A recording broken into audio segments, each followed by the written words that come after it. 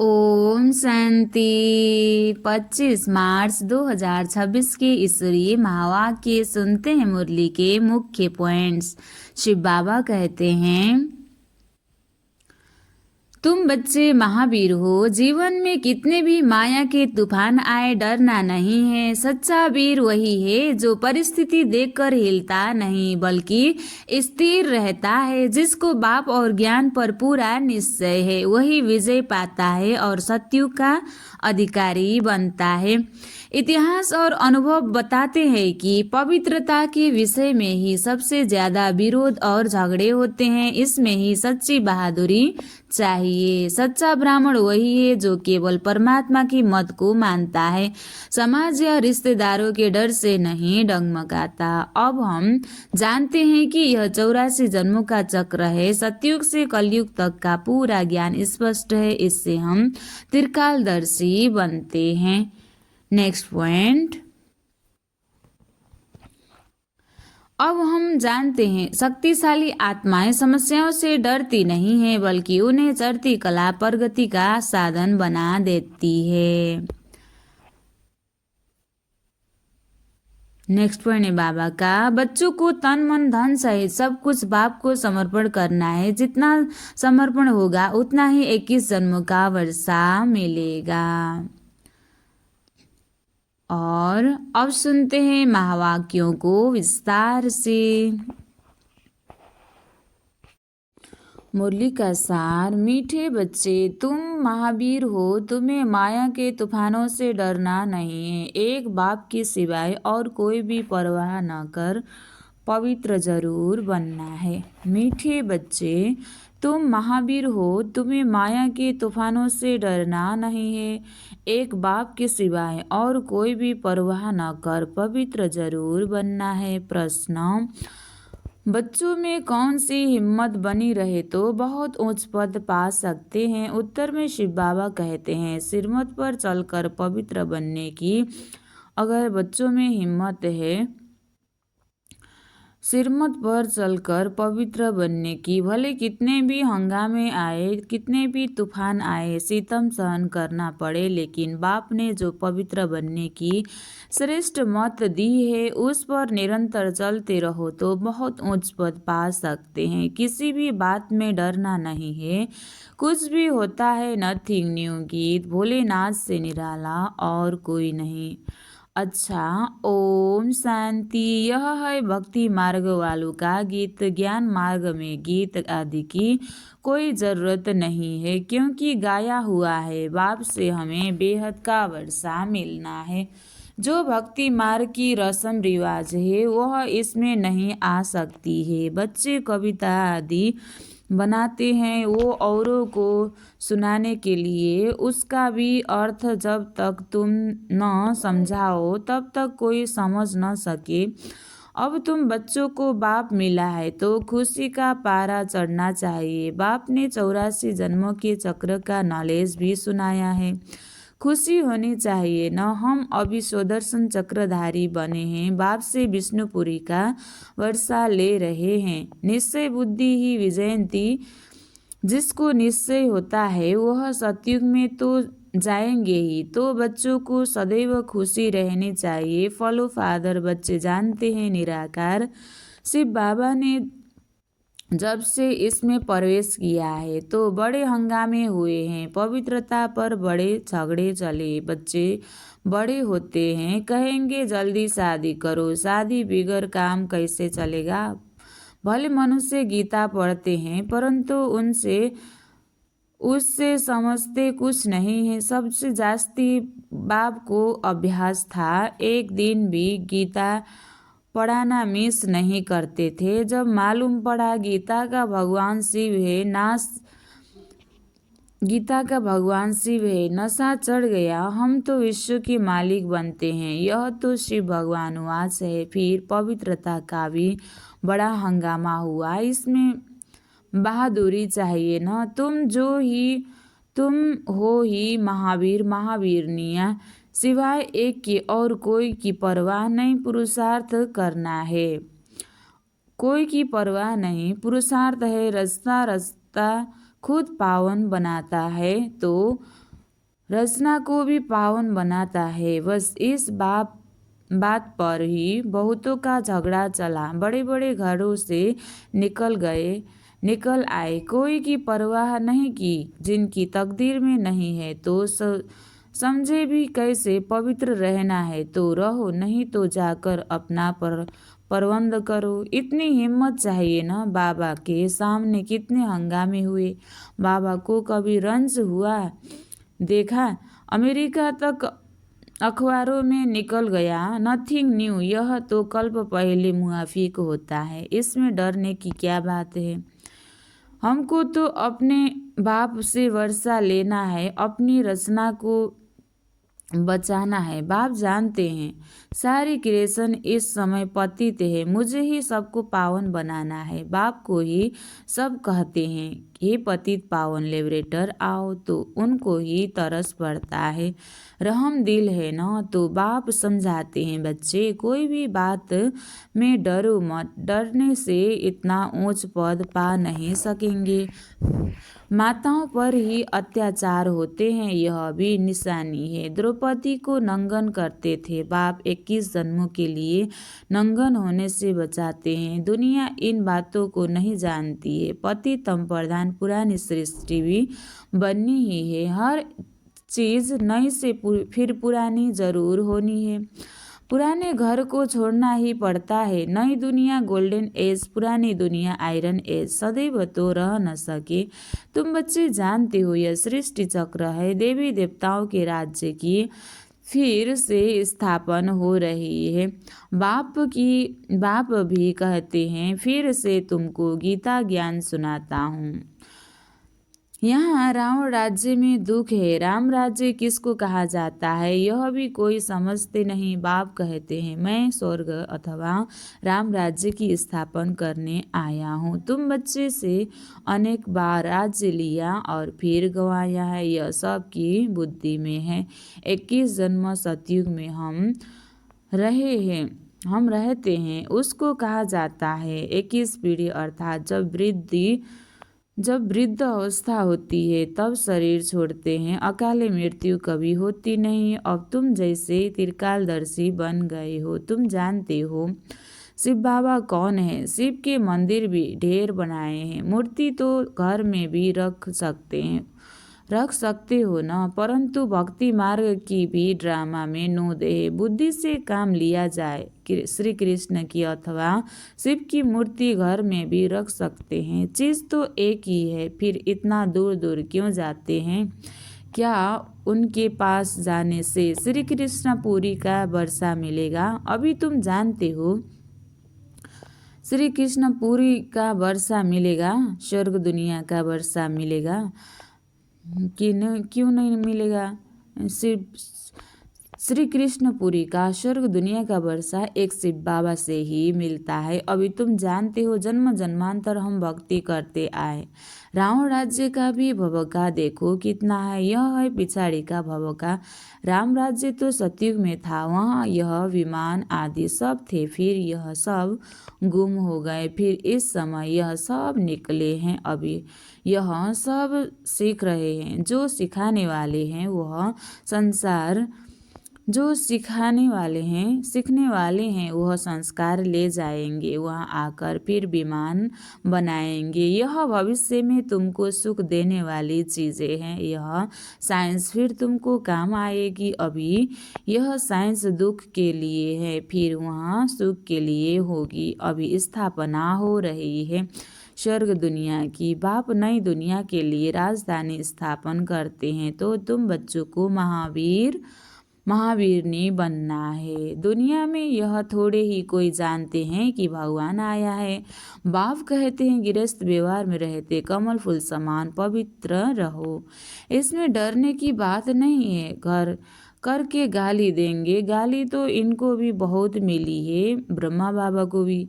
श्री कृष्ण ने गाली खाई ऐसा दिखलाते हैं। अब श्री कृष्ण तो गाली खा न सके सतयुग में, गाली तो कलयुग में खाते हैं। तुम्हारा रूप जो अभी है फिर कल्प के बाद इस समय होगा, बीच में कभी हो न सके। जन्म बाय जन्म फीचर बदलते जाते हैं। यह ड्रामा बना हुआ है। 84 जन्म में जो फीचर्स वाले जन्म लिए हैं वही लेंगे। अब तुम जानते हो यह फीचर्स बदल दूसरे जन्म में यह लक्ष्मी नारायण के फीचर्स हो जाएंगे।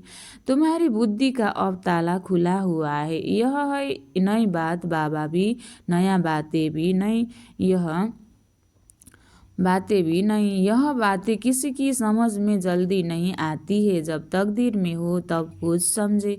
बाकी महावीर उनको कहा जाता है जो कितने की तूफान आए हिले नहीं, कितना भी तूफान आए हिले नहीं, वही महावीर है। अब वह अवस्था हो न सके, होनी है जरूर। महावीर कोई तूफान से डरेंगे नहीं, वह अवस्था पिछाड़ी में होनी है। इसलिए गाया हुआ है अतीन्द्रिय सुख गोप गोपियों से पूछो। बाबा आए हैं तुम बच्चों को स्वर्ग का लायक बनाने। कल्प पहले मिसल नर्क का विनाश तो होना ही है। सतयुग में तो एक ही धर्म होगा। चाहते भी हैं वननेस, एक धर्म होना चाहिए। यह भी किसी को पता नहीं है कि राम राज्य अलग अलग है। अब बाप में पूरा निश्चय है तो सिरमत पर चलना पड़े। हर एक की नब्ज देखी जाती है, उस नब्ज अनुसार फिर राज्य भी दी जाती है। बाबा ने भी बच्चे को कहा अगर शादी करनी है तो जाकर करो। बहुत मित्र संबंधी आदि बैठे हैं, उनको शादी करा देंगे। फिर कोई न कोई निकल पड़ा तो हर एक की नब्ज देखी जाती है। पूछते हैं बाबा यह हालत है, हम पवित्र रहना चाहते हैं, हमारे संबंधी हमको घर से निकालते हैं, अब क्या करना है? अरे यह भी पूछने की बात है। पवित्र रहना है, अगर नहीं रह सकते हो तो जाकर शादी करो। अच्छा समझो किसी की सगाई हुई है, राजी करना है, हर्जा नहीं। हथियाला जब बांधते हैं तो उस समय कहते हैं यह पति तुम्हारा गुरु है। अच्छा तुम उनसे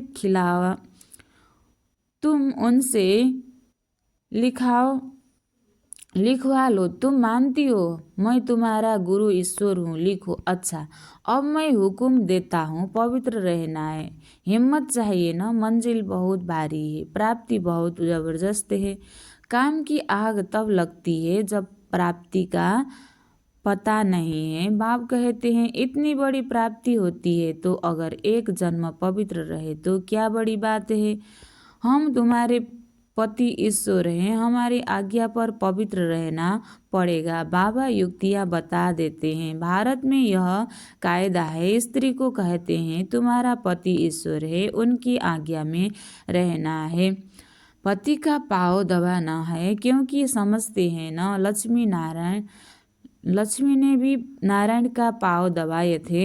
यह आदत कहाँ से निकली? भक्ति मार्ग के चित्र से। सतयुग में तो ऐसी बात होती नहीं है। नारायण कभी कोई थकता है क्या जो लक्ष्मी पाँव दबाएगी? थकावट की बात हो न सके।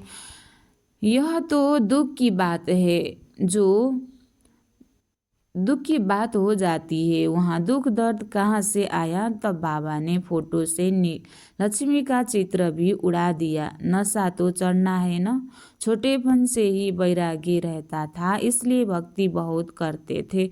तो बाबा युक्ति बहुत बताते हैं। तुम जानते हो हम एक बाप के बच्चे हैं तो आपस में भाई बहन हो गए। दादे से वर्षा लेते हैं, बाप को बुलाते ही हैं, पति दुनिया में है। हे पतित पावन सभी सीताओं के राम, बाप को कहा जाता है ट्रुथ। बाप दादे से वर्षा लेते हैं, बाप को बुलाते ही है, पति दुनिया में है। पतित पावन सभी सीताओं के राम, बाबा को कहा जाता है ट्रुथ। सचखंड स्थापन करने वाला वही सारी सृष्टि के आदि मध्य अंत का सत्य ज्ञान तुमको देते हैं। तुम्हारी आत्मा अभी ज्ञान सागर बन रही है। मीठे बच्चों को हिम्मत रखनी चाहिए। हमको बाबा की सिरमत पर चलना है।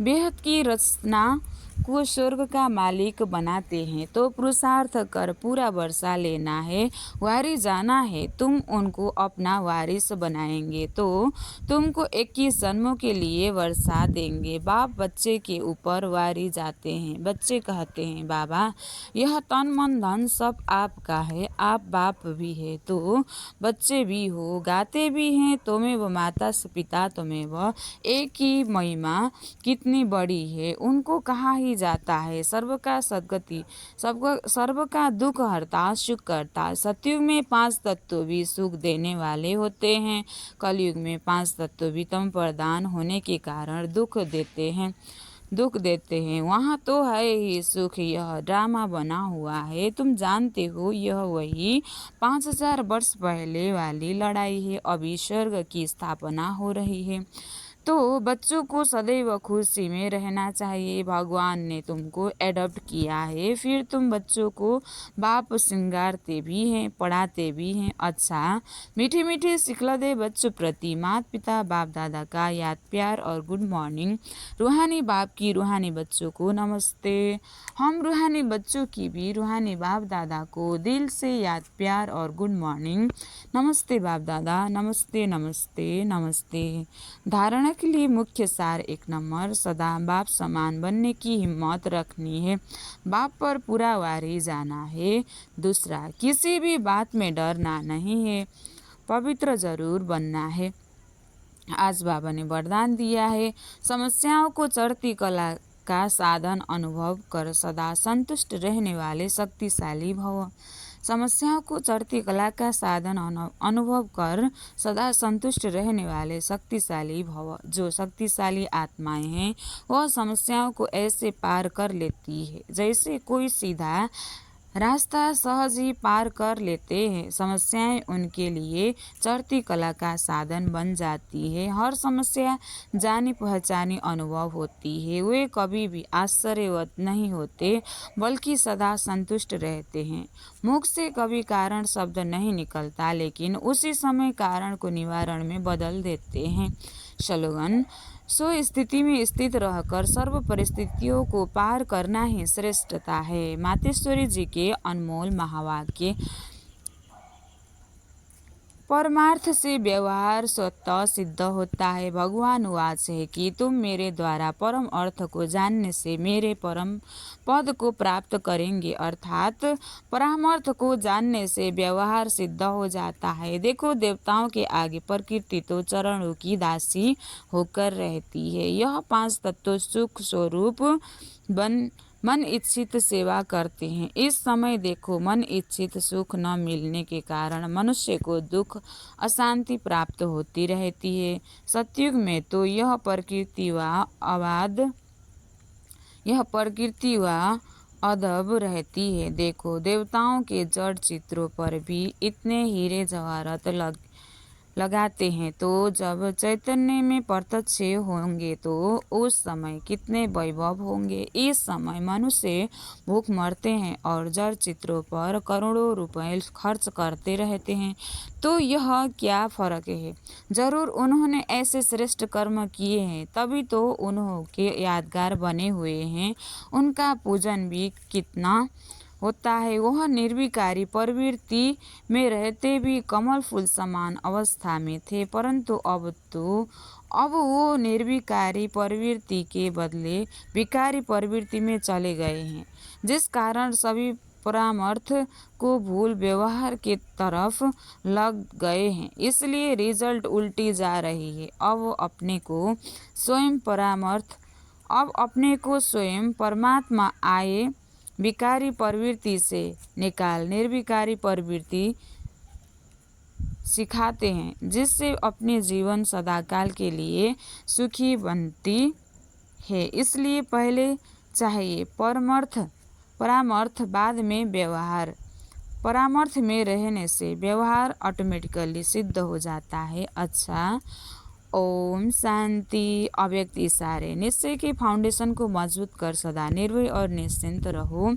जैसे डॉक्टर पेशेंट को पहले फेथ में लाते हैं, उन्हें विश्वास हो जाता है कि यह डॉक्टर बड़ा अच्छा है, यहाँ से शफा मिल जाएगी। वैसे डॉक्टर कितनी भी बढ़िया दवा दे, लेकिन अगर फेथ नहीं है तो उस दवाई का असर नहीं होता। ऐसे रूहानी डॉक्टरी में भी ऐसी शक्तिशाली स्टेज हो जो सबका फेथ, सबका विश्वास हो जाए कि यह पहुँचे हैं तो अवश्य कोई न कोई प्राप्ति होगी ही। यह पहुँचे हैं तो अवश्य कोई न कोई प्राप्ति जरूर है। स्वर्ग दुनिया में उस पद के अधिकारी बनते हैं। स्वर्ग दुनिया की प्राप्ति होती है। अच्छा, ओम शांति।